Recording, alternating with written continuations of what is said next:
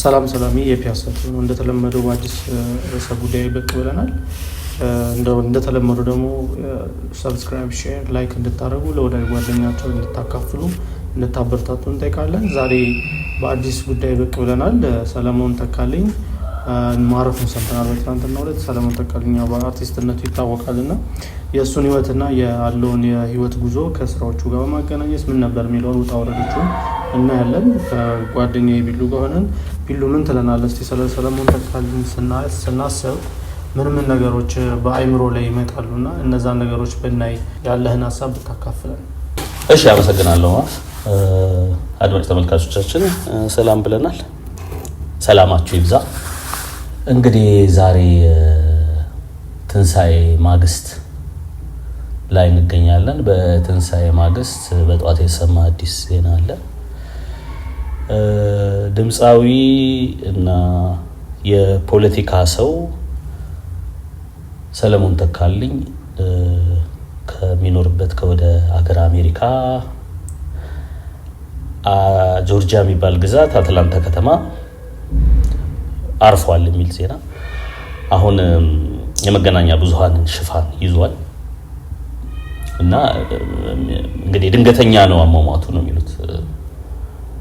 በልብ ድካም እንደዛ አይነት እና ድንገተኛ ገጥሞት ወደ ጤና ማዕከል ሲሄድ ሞት የሚል ዜና ነው ያለውና የሚገርመው ነገር ያው የፋሲካ ማግስት ማለት ታላቁ አርቲስት የማይተካው the one and only አንድና ብቸኛው ጥላሁን ገሰሰ የዛሬ 16 ዓመት በኢትዮጵያ አቆጣጠር 2001 ላይ እንዲሁ የፋሲካ በዓል ማታ ነበር የሞተው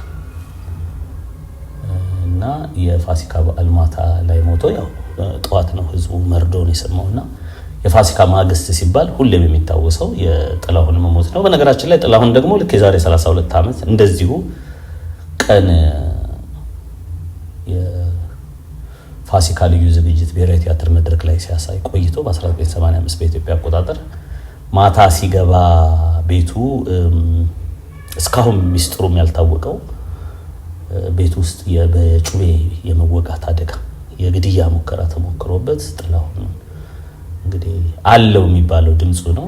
ስለዚህ ጉሮሮን ነበር የታረደውና እሱም የፋሲካ ምሽት የተፈጠረ ነገር ነበር። ግን በእግዚአብሔር እርዳታ እና በተአምር ከአንድ ዓመት በላይ ሕክምና ሲከታተል ቆይተው ጥላሁን ተሽሎት እንደውም በሚገርም ተአምር ከኦልሞስት 2 ዓመት ማለት ነው 2 ዓመት ሲታከም ቆይቶ እንደውም ለ1988 አዲስ ዓመት ፍቅረሽ ነው ጉዳይ የሚለውን ከመጨረሻ አንድ አልበሙን አውጥቷል ማለት ነውና ከዛ በኋላ ያ ከሆነ ከ16 ዓመት በኋላ ደግሞ የፋሲካ ቀን ጥልዬ አርፏል ማለት ነው። ላይመለስ ጥላውን ሄዷል።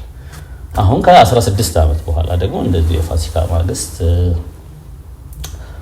አርቲስትና አክቲቪስት ሰለሞን ተካልኝ እንደውም አንዱ ዛሬ ጽፎ አየኝ አርቲስት ነው የሚባለው አለ አርቲስትና አክቲቪስት ሲቀላቀልና ከዛ ሰለሞን ተካልኝ አርፏል የሚል ዜና ሰማን። ኢንፋክት ደግሞ በኋላም ላይ ደግሞ እንዲሁ የገና ማግስት የዓለም ካቶሊካውያን ክርስቲያኖች ሊቀ ጳጳስ ብፁዕ አቡነ ፍራንሲስ አርጀንቲናዊው አቡነ ፍራንሲስ ሊቀ ጳጳስ አቡነ ፍራንሲስ ማረፋቸውን ሰምተናል። እንግዲህ እሳቸው በ88 ዓመታቸው ሱስ ነውና የዛሬው የፋሲካ ማግስት እንግዲህ 2 የሞት ዜናዎች ተሰምተዋል። አንድ ከሀገር ቤት አንድ ከውጭ ማለት ነውና ሰለሞን ተካልኝ እንግዲህ ሞቷል። ሰለሞን ተካልኝ ማን ነው የሚለውን ስናይ መጀመሪያ የአርቲስት ህይወት ምን ይመስል ነበር የሚለውን እንግዲህ ሰለሞን ተካልኝ በኋላ ነው እንግዲህ አወዛጋቢ ፖለቲካዊ ይዘት ያላቸው ስራዎች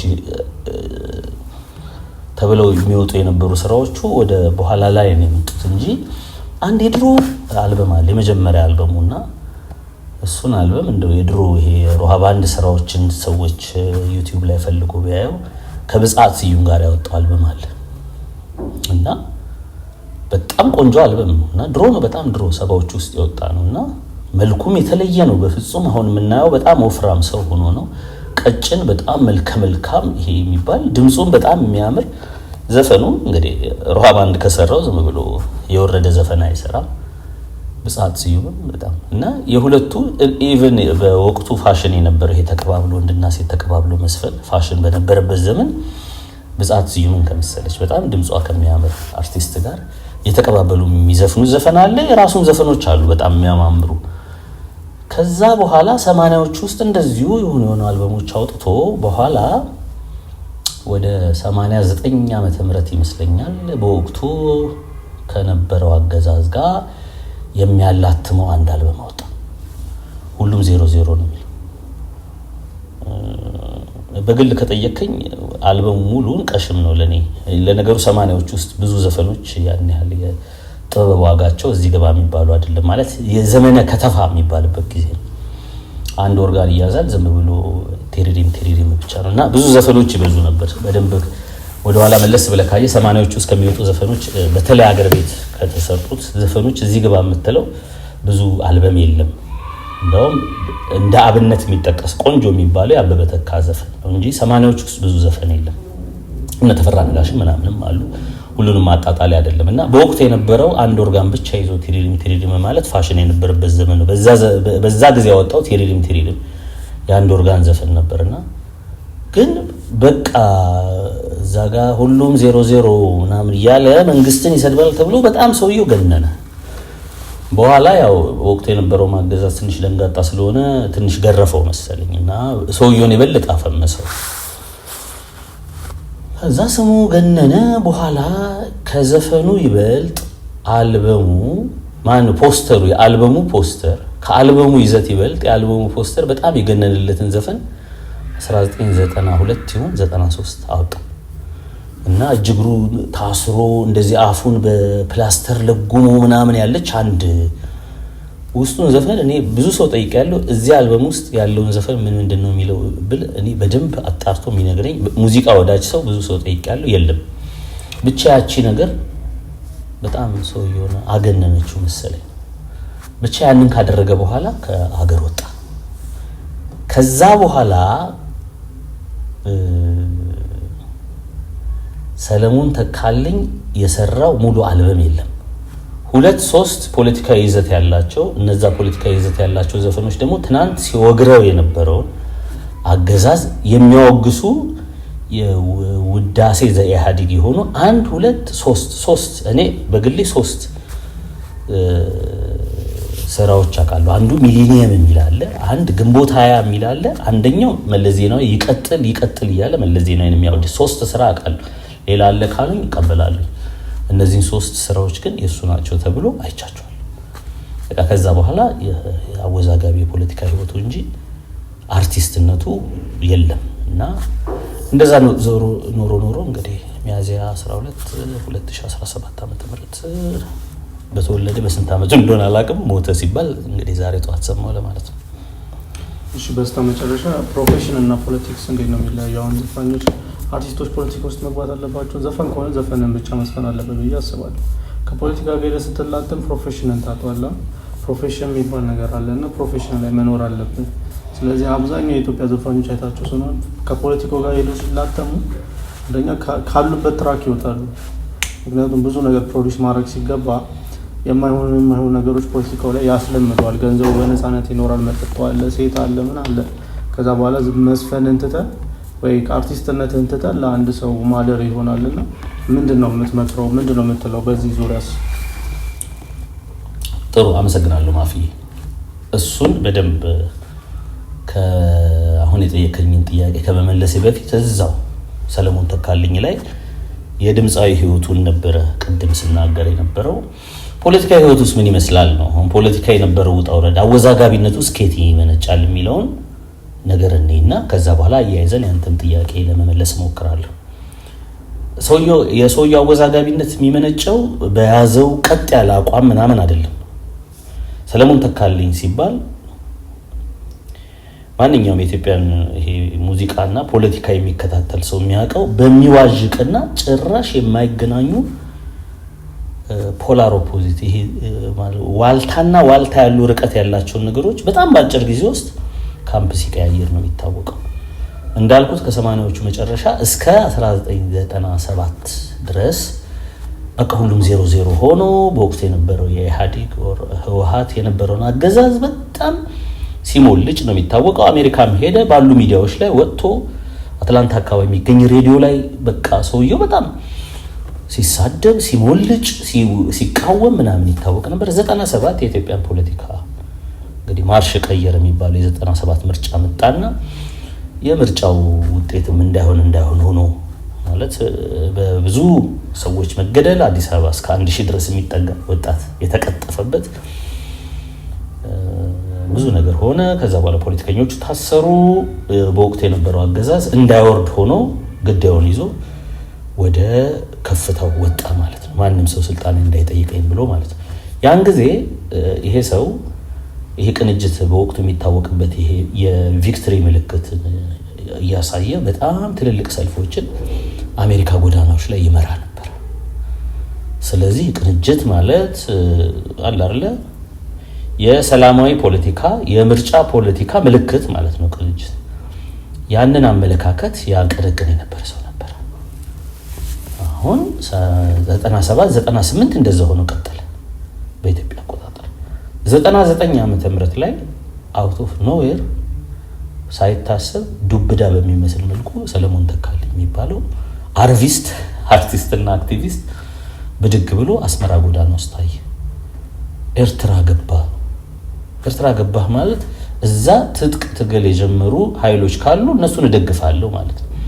ኤርትራ ማለት በኢትዮ ኤርትራ ጦርነት ተደርጎ ሰላም ስምምነት ቢፈረምም ሰላም ስምምነቱ ያልጸናበት ሁሌ በተፋጠጥ ካለው ከኢትዮጵያ መንግስት ጋር በተፋጠጥ ያለ ሀገር ማለት ነው። ስለዚህ ኤርትራ ገባህ ማለት ምልክቱ ሰላማዊ የፖለቲካ እንቅስቃሴን ሳይሆን ጦር መማዘዝን ደግፈሃል ማለት ነው።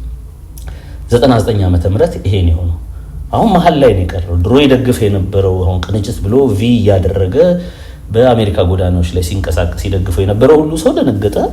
እዚህ ጋር ያሉ ደግሞ ገዢዎቹ ድሮስ የቅንጅት ደጋፊ ድሮስ የእናንተ መጨረሻችሁ ሄዳችሁ ከኤርትራ ስር መወሸቅ ነው የሚል ነገር ሲያስተላልፉ በደንብ ይታወሳል። በየሚዲያው ላይ ይታይ ነበር። ይሄ 99 2000 ላይ ሚሊኒየም መጣ። ሚሊኒየም ሲመጣ አርቲስት ሰለሞን ተካልኝ አውት ኦፍ ኖዌር በድግ ብሎ ኢትዮጵያ ገባ። ሸራተን አልጋ ሁሉ ተይዞለት ከዛ ሚዲያዎች ላይ ቀርቦ እስካሁን ህዝብን አሳስቻለሁ፣ ህዝብም ተሳስቶ ነበር፣ ይሄ መንግስት ሊደገፍ የሚገባው ነው፣ በዓለም አደባባይ የሚታወቅ ነው ምናምን ብሎ ሚሊኒየም የሚል ዘፈን ሁሉ ዘፈነ ማለት ነው። ይሄ 3 ዓመት ነው እንግዲህ 97 ቅንጅት ነበር። 98 መጨረሻ ይሄ ሰውዬ አስመራ ነበር። 99 መጨረሻ ለሚሊኒየም ዋዜማ ይሄ ሰውዬ ኢትዮጵያ ገብቶ ኢህአዴግ ህወሓት ሆነና ህዝብን ሁሉ የግል አዳኝ ህወሓት ኢህአዴግ ነው ይል ጀመር ማለት ነው። ከዛ በኋላ በዛ ስሜቱን የቀጠለ በኋላ ቆየና 2002 ደግሞ ግንቦት 20 ምናምን የሚል ዘፈኖች ይዘፍን ነበር። 2003 ላይ ደግሞ መለስ ይቀጥል ወርዳለሁ ብትል እንኳን እንዳትወርድ አይደል ነገር የሚል ዘፈን ይዘፍን ቆየ። መጣና እንግዲህ ከ10 ዓመት በኋላ ትናንት እንደ ግል አዳኝ ቆጥረው የነበረው አገዛዝ ወድቆ ከዛ በኋላ ተቃዋሚ ሆኖ ጭራሽ ራሱ ባቋቋመው ፓርላማ አሸባሪ ተብሎ ኢህአዴግ ጦርነት ሲጀመር አሁን እንግዲህ በደንብ በመጨረሻዎቹ ዓመታት ሰለሞን ተካልኝ ማለት የሚታወቀው የትግራይ ብሔረተኝነትን ትግርኛን አንድ ቃል እንኳን የማይችለው ሰውዬ የትግራይ ብሔረተኝነት በማቀጣጠል እኛ ትግራዋያን ኢትዮጵያ ጠላታችን ነች ትግራዋያን እንጂ ኢትዮጵያውያን አይደለንም የሚሉ በጣም የሚያስፈሩ ሰልፎችን በመምራት የአደባባይ መልእክቶችን በማስተላለፍ በተለይ አንድ ብሔር አማራ የሚባልን ብሔር በሚዘገንን ሁኔታ በሚያስተላልፈው መልእክት ዴሞናይዝ ሲያደርግ በጣም ሲያቆሽሽ ሲያነውር ነው የሚታወቀው። ይሄ ነው እንግዲህ እሱ የፖለቲካው ተወረዱ ይሄ ሆነ ተደመደመ። በጣም በሚያስቅ ሁኔታ እንዲህ ለሚያልፍ ቀን አንዳንዴ ወጣ ብሎ ደግሞ ራስን ማደስ ጥሩ ነው ምናምን ብሎ አንድ ቪዲዮ ከአመታት በፊት ለቆ ቶስካኖ የሚባለውን የሚጨስ ነገር ይዞ ከዛ በኋላ ፍሎሪዳ ባህር ዳርቻ ላይ መልእክት እንዲህ ለሚያልፍ ጊዜ ምናምን ሁሉ ይላል ታውቃለህ። እውነት ነው። እንዲህ ለሚያልፍ ጊዜ ሰው እንደዚህ ውጣ ውረድ ማሳለፉ ይገርማል። ይህን ካለም በኋላ ምናልባት አንተ ያነሳውን ነገር ከጥላሁን ጋር አያይዤ ልመልሰው። ጥላሁን በደንብ ሀገርና ፖለቲካ በደንብ ለይቶ የሚገባው ነፍሱን ይማር አባታችን ጥላሁን የኢትዮጵያ ትልቁ አርቲስት ፖለቲካልና ፓርቲን በደንብ ለይቶ የሚያውቅ ሰው ነበረ። ስለ ኢትዮጵያ ብሎ ስለ መከላከያ ምናምን እያለ ጦር ግንባር እየገባ በማንኛውም መንግስታት በንጉሱም በመንግስቱም በመለስም ጊዜ ጦር ግንባር እየሄደ አገር ስትወረር የአገር ሉዓላዊነቷ ዳር ድንበሯ ተደፍሯል ብሎ ሲያስብ ይቀሰቀሳል። በተረፈ ጥላሁን ግን በደርግ ጊዜ ኢሰፓሁን ሲሉት እንግዲህ አልተማረም 4ኛ ክፍል ነው ብሎ ብዙ ሰዎች ሊያናንቁት ይሞክራሉ። ግን የመንግስትነትንና የሀገር ጉዳይንና ፖለቲካ ለይቶ የሚያውቅ ሰው ነው። እኔ ፖለቲከኛ አይደለሁም ኢሰፓ አልሆንም በማለቱ ሲያስጨንቁት አእምሮ በመታመሙ አማኑኤል ሆስፒታል እስከ መግባት ደርሷል። ስለዚህ ወደ ፖለቲካ ሀገር መውደድ ማለት ስለ ሀገር መስፈን ማለት ፖለቲካ ውስጥ መግባት ማለት አይደለም። የትኛውንም የፖለቲካ ሳይድ መያዝ ለአርቲስት ያስቀምጠዋል። ነገሮች ይገለባበጣሉ። ፖለቲከኛዎች ጥቅማቸውን ነው አላየንም። በዚህ ሰዓት ትናንትና በጣም አንዳቸውን ነውር አድርገው ሲሰዳደቡ የነበሩ ሰዎች ዛሬ ተቃቅፈው ሚኒሊክ ቤተመንግስት ውስጥ አብረው አንተ ትበስ አንቺ ትበሽ እየተባባሉ ነው አይደል? አንዱ ጠቅላይ ሚኒስትር አንደኛው ደግሞ የአማካሪ ሚኒስትር ተብለው ተሾመዋል። ስለዚህ ትናንት አንዱን ሳይድ ይዘህ በለው ስትል ከነበርክ በተሰማራህበት ሙያ በተለይ አርቲስት ከዛ በኋላ እነሱ ተጠቃቅፈው ይሄዳል። ዞሮ እኮ ሲዲህን የሚገዛው ኮንሰርትን የሚገባው እኮ ህዝብ ነው። ከህዝብ ጋር ስለ ፖለቲካ ብሎ እንደዚህ ወደ መተጣጠፍ ለማንም አይጠቅም።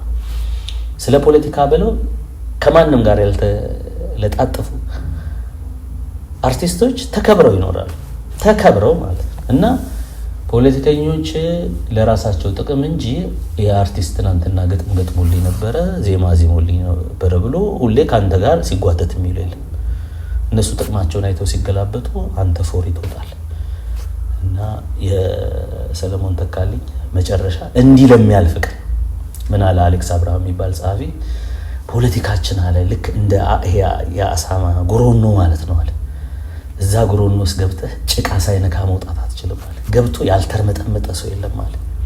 በፍጹም የኛ ፖለቲካ አይጸዳም አለ። እና ከህዝብ ጋር ግብ ገብተህ ከህዝብ ጋር እልህ ተጋብተህ ያን ሁሉ ነገር ተናግረህ ያው ደቂቃ ለጊዜው አልሰራም ብሎ ጸጣል።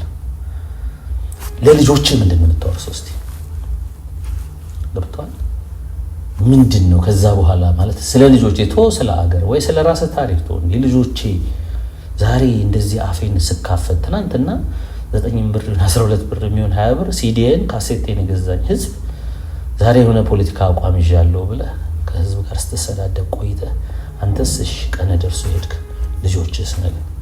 ስለዚህ አርቲስቶች ለመጣው ሁሉ ለመሰለው ሁሉ አርቲስት በቃ የህዝብ ነው የሚሉን በተግባር አሳዩ። በቃ ቀጭን መስመር አለ። የምን ቀጭን መስመር? ሰፋ ያለ መስመር አለ። አርቲስት ሆኖ ዘመን ቢገለባበት የፖለቲካ አቋም ቢቀያየር ቀጥ ብሎ ሊሄድበት የሚችለው መስመር አለ። በቃ እየዘፈነ ስለ ፍቅር፣ ስለ ሰላም፣ ስለ አንድነት፣ ስለ አብሮነት እየዘፈንክ መኖር ትችላለህ። ፖለቲካ ውስጥ ገብቶ መፈትፈት የትም አያደርስምና እንግዲህ ሌሎቻቸው አርቲስቶች ይማሩ። ሰለሞን ተካልኝ ያው ላይ መለስ ሄዷል። አይ ጥሩ በቃ እንዲሁም አድማጭ ተመልካቾቻችን ስለነበረን ቆይታ በጣም እናመሰግናለን። ለወዳጅ ቤተሰቡ ለጓደኞቹ መጽናናት እንመኛለን። ያው ሁላችሁም ከሱ መማር ትችላላችሁ። አርቲስቶች ኢትዮጵያ ላይ ያላችሁ አዳዲስም ኢመርጅም እያደረጋችሁ እየመጣችሁ ያላችሁ አርቲስቶችም ሊሆን ይችላል፣ የቆያችሁም አርቲስቶች ሊሆን ይችላል ያሰባችሁ ማለት እንወዳለን። ከህዝብ ጋር መቆም ሁሌም አሻጋሪ ነው። ከህዝብ ጋር መሆን ሁሌም የትም ብትሄድ የትም ብትደርስ ከአንተ ጋር ነው የሚሆነውና ሰላም ለኢትዮጵያ እንላለን። ቸርን ሰንብት። በሌላ ፕሮግራም እስከምንገናኝ መልካም ጊዜ